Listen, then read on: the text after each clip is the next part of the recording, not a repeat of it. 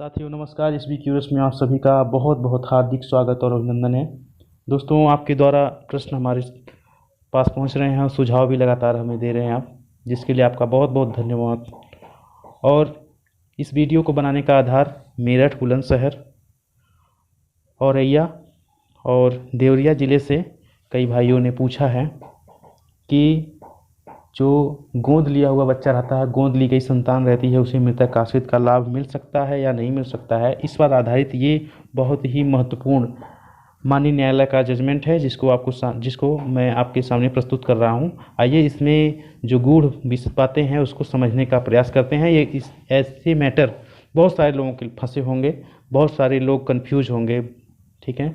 इसको जानने का प्रयास करते हैं, समझने का प्रयास करते हैं। जैसा कि आप देखिए, हेडिंग है गैर रजिस्ट्री किए हुए गोद लेने की कार्रवाई अवैध, मृतक आश्रित लाभ से वंचित। गैर रजिस्ट्री यानी जिसमें कानूनी रूप से लिखा पढ़ी नहीं की गई है, समाज में मान लिया गया, परिवार में स्वीकृत कर लिया गया, गोद ले लिया गया, इससे गोद लेने की प्रक्रिया वैध नहीं हो पाएगी। इसमें आपको कागजी कार्रवाई करनी होगी। कैसे? इसमें यही कहानी हम जानेंगे। इसमें विशेष रूप से उसी पर प्रकाश डाला गया है, उसी पे आधारित ये जजमेंट है। ये जजमेंट 2021 का है, 25 फरवरी को आया है, और याचिका भी 2021 की है। महेंद्र कुमार गौतम जी ने और वर्सेस स्टेट ऑफ यूपी। ये याचिकाकर्ता महेंद्र कुमार गौतम जी हैं। इलाहाबाद की लखनऊ बेंच के द्वारा इस पर विचार विमर्श निर्णय दिया गया है। देखिए इसमें क्या है। याचिका पुलिस अधीक्षक के आदेश दिनांक 5 दिसंबर 2020 के विरुद्ध की गई है, जिसके द्वारा याची को मृतक आश्रित लाभ से वंचित रखा गया। पुलिस अधीक्षक थे, उनका आदेश 5 दिसंबर 2020 को मृतक आश्रित लाभ से जो याचिकाकर्ता हैं उन्हें वंचित किया गया। उन्हें मृतक आश्रित लाभ याचिकाकर्ता को नहीं दिया गया पुलिस अधीक्षक के द्वारा। तो पुलिस विभाग में क्या है, पुलिस विभाग में सेवारत काम कर रहे थे कौन? परशुराम। उनका देहांत 5 नवंबर 2018 को हो गया था। परशुराम जी हैं, वो पुलिस विभाग में नौकरी कर रहे थे। 5 नवंबर 2018 को उनकी मृत्यु हो गई। उस समय याची उनके परिवार का सदस्य नहीं था। जब 2018 में परशुराम जी की मृत्यु हुई है, उस समय जो याचिकाकर्ता हैं महेंद्र कुमार गौतम जी, ये जो है उस समय परशुराम जी के मृतक के परिवार के सदस्य नहीं थे। परशुराम के जीवन काल में उसे गोद लेने की कोई प्रक्रिया हुई, ठीक है। क्या प्रक्रिया हुई उसको आइए हम समझने का प्रयास करते हैं। क्या है, जो महेंद्र कुमार हैं याचिकाकर्ता ने गोद लिए जाने का 2 बार कार्रवाई की गई। उनको गोद लिए जाने की 2 बार कार्रवाई की गई। पहली बार कब हुई? पहली कार्रवाई हुई है पहली बार बसंत पंचमी को। ये 2002 है, मिसप्रिंट है। 2002 को गोद लिए जाने का संस्कार संपूर्ण गांववासियों के सामने संपन्न हुआ। पूरे गांव वालों के सामने सन 2002 में बसंत पंचमी के दिन गांव समाज में हो जाता है, ग्रामीण क्षेत्र में, कि पूरे गांव के सामने उनके परिवार ने महेंद्र कुमार को, परशुराम जी जो मृतक हैं उनके परिवार के सदस्यों ने, परशुराम जी ने महेंद्र को गोद ले लिया, ठीक है, पूरे गाँव वालों के सामने। लेकिन उस समय क्या हुआ? कोई लिखा पढ़ी नहीं हुई। उस समय गोद लेने के विषय में किसी प्रकार की लिखा पढ़ी नहीं की गई, बस मान लिया गया, ठीक है, गांव समाज के द्वारा, परिवार के द्वारा। फिर सन 2019 में 17 वर्ष बाद 2019 में याची के माता पिता स्वर्गीय परशुराम की पत्नी प्रेमा देवी को याची उसका दत्तक पुत्र सौंपा गया, ठीक है। जब परशुराम जी की मृत्यु 2018 में ही हो गई थी, उसके उपरांत जो महेंद्र कुमार हैं वो परशुराम की पत्नी को जो है उनको दत्तक पुत्र के रूप में सौंप दिया गया उनके माता पिता के द्वारा। यानी वो जो परशुराम जी थे, कर्मचारी थे पुलिस विभाग में, उनकी मृत्यु के बाद उनकी पत्नी ने इनको महेंद्र कुमार को दत्तक पुत्र स्वीकार किया। तत्संबंधी उससे संबंधी दस्तावेज यानी पेपर की रजिस्ट्री कराई गई, रजिस्ट्री वगैरह हुई। उसमें कहा गया कि गोद लेने का संस्कार 2002 बसंत पंचमी के दिन को संपन्न हो चुका था। 2002 को उस दस्तावेज में, उस कागज़ में जो भी एफिडेविट रहा हो, जो भी प्रमाण पत्र रहा हो, उसमें इन्होंने दर्शाया कि 2002 को ये गोद लेने की प्रक्रिया संपन्न हो चुकी थी।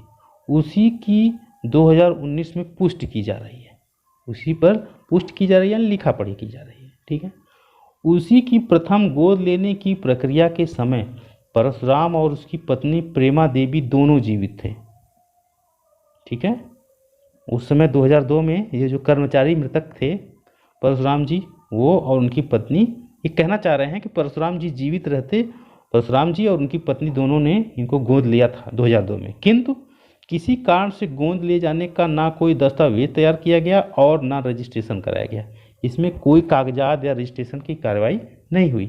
इसी आधार पर पुलिस अधीक्षक ने उसे दत्तक पुत्र स्वीकार नहीं किया।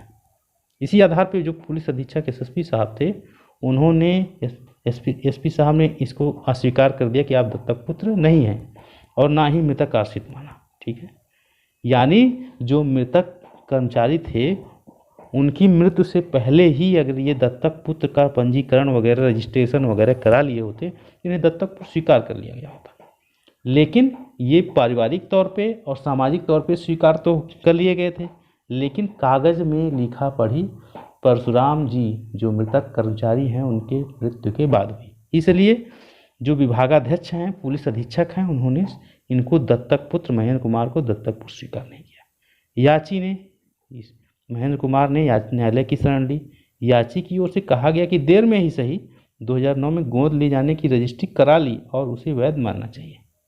ठीक है, महेंद्र ने कहा कि 2019 में हमने रजिस्ट्री करा लिया है, इसको वैध माना जाए। ठीक है, उन्होंने अपने पक्ष में विभिन्न न्यायालयों के 7 निर्णयों का संदर्भ दिया। ठीक है, 7 निर्णयों का संदर्भ दिए हैं। कौन सा? विजय शंकर पांडे हैं स्टेट ऑफ उत्तर प्रदेश के, और ये जयनंद प्रताप सिंह हैं, और तीसरा है विजेंदर, ये लक्ष्मीबाई डेड। ठीक है, ये बारू हैं। ऐसे देखिए इसमें इन्होंने कई लोगों का, 7 लोगों का इन्होंने दिया है। लाल बिहारी हैं माइनर केस, और Rajendra versus assistant director of consolidation. ठीक है, इन्होंने जो कई लोगों का एक तरह से प्रमाण देना चाहा।